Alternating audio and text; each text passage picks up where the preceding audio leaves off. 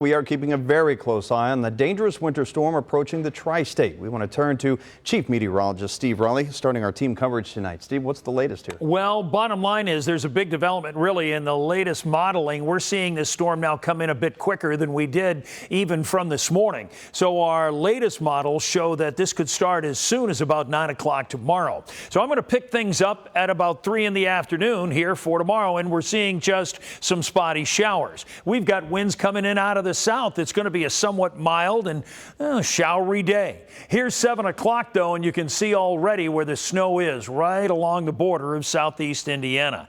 Then as we head to 9 o'clock, we're looking at that snow coming across a good portion of the tri-state. Here's 10 with some heavier amounts. We're looking at some snowfall rates at 1 or 2 inches an hour. That continues through midnight. Then as we head to the overnight, that's when some of this moisture heads out and the snow will stop. But at the end of the day, we're looking at maybe a couple of inches to 3 inches of snow on Friday morning. So we're moving up a major impact block into Thursday night. So now it's Thursday night, Friday, and Friday night because of the cold. Couple of points. Flash freeze still on the likely side earlier now in the evening on Thursday. That's why I made it a major impact. And then the heaviest snowfall overnight.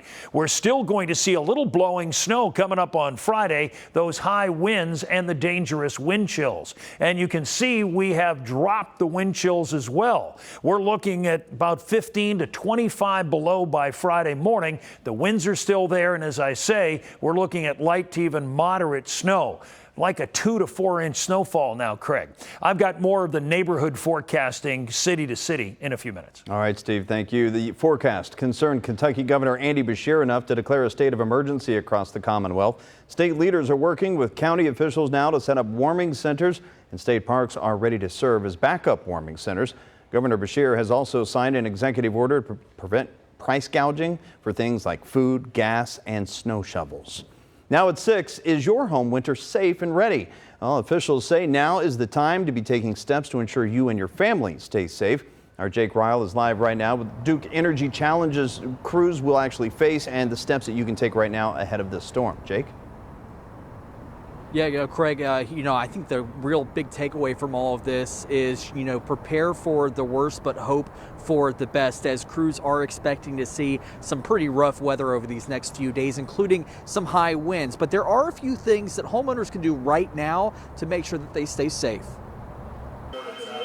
The wheels will soon be rolling out. Winter, summer, nobody wants to be without power, and they'll get out there and get it done. Sally Thielen with Duke Energy knows with a winter storm of high winds, snow, and possible ice, it could throw crews a curveball. We know it's the not ideal time, right? Everybody's getting ready for Christmas. A lot of people have company and relatives coming in and are there to celebrate, and the last thing anybody wants is their power to go out, and certainly us too. So what should you do if the power goes out? Well, first, have a plan. We have time, and you have time.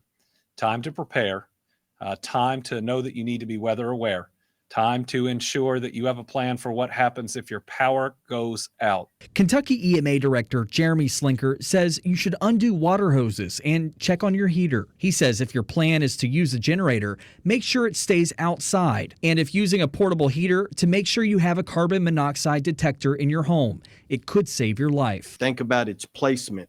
Think about what's around it. Could pets knock it over? And what is fueling it? Those are all important things to remember when you're doing that. And generators, they are outside. Generators are not to be put inside. And I can't emphasize that enough. Is a lot of time in these events, some of our biggest tragedies don't come from the snow or ice, but come from tragedies like we're just discussing there. With high winds expected, if the power does go out, know that Duke Energy won't be able to put crews up in buckets to make a fix until winds die down, which means patience will be key. If it still stays windy for a long period of time, it might be a bit before we can get out there and do the active restoration. So, make sure that you have an emergency kit. Make sure you have your devices charged. Now, if you do experience a power outage, Duke Energy says you can text them at 5781. They also have a mobile app and an 800 number. For now, reporting live in Covington, Jake Ryle, WCPO 9 News. Jake, thank you very much there. The winter storm on the way may add some uncertainty as well to your travel plans. Reporter Taylor Nimmo joins us in the WCPO 9 live drive right now. So Taylor, now is really the time to prepare while the roads are clear. Yeah, absolutely, Craig. Now is really the time to get out, run any last-minute errands you may need to do before the winter weather arrives. You got to get out there while the roads still look like this because, in a matter of time, things are going to change very quickly within the next 48 hours. And it's important to remember that it's not necessarily just the snow that's going to be one of the hazards that we're seeing with this storm. We're also looking at the potential for some strong winds that could lead to areas of blowing snow, and that's going to significantly reduce visibility out on the roads. You could see whiteout conditions in a matter of minutes, but if you do break down or get into a crash, response time may be delayed depending on the road conditions and the high volume of traffic from holiday travelers. And officials say it may be a while before someone can come out and help you. So before you leave, before you get on the road, make sure you have an emergency kit in your car with things like blankets, ice scrapers, jumper cables, flashlights, phone chargers, and water bottles. And the owner of Bick's driving school, Tina Paff, says if you start to skid or spin out, make sure to stay calm, but oftentimes with new drivers, they're going to panic. They don't have that control yet from driving experience to be able to control or manage the car. At some point in time, though, we all need to experience this. That's the problem.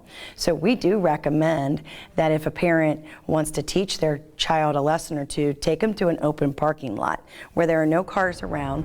Let them figure out how to get out of a skid. Now, Kentucky State Police are urging people not to travel once the storm hits if you don't need to, but if you absolutely need to be on the roads, make sure you leave early, increase your stopping distance, and drive slow. And now with temperatures as cold as we're expecting, there absolutely could be some black ice out there, so just keep in mind that just because you don't see it does not mean the black ice is not there. Reporting live, Taylor Nimmo, WCPO 9 News.